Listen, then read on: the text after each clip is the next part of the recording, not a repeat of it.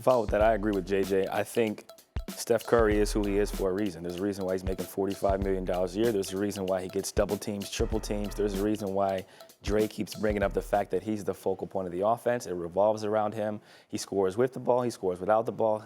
Him and Jordan Poole are the only players who can manipulate a pick and roll and make a play for not only themselves, but for other people. So I don't agree with it being too much pressure, but I do think that if the role players don't step up, they have no chance of getting out of this series. Klay obviously has to shoot better. He has to be more confident. He has to finish the bunnies around the basket. We need more Jordan Poole, third quarter Jordan Poole, where he's playing free, he's playing loose, but he's not just trying to score. He's driving and creating for others. I think that's when he's at his best because it opens up the lanes for his pull-up. It opens up the lanes for his pull-up tray ball as well.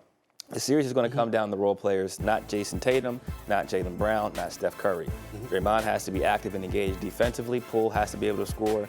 GP has to give them good minutes, and Looney has to continue to rebound, provide second chance opportunities, and set great screens. If they do those things, then they got action. But to say that it's too much pressure on Steph is blasphemy because he's the only unanimous MVP, two-timer. He'll probably win MVP of the finals if they win this series, and he's the golden child. Thanks for watching ESPN on YouTube. For live streaming sports and premium content, subscribe to ESPN+.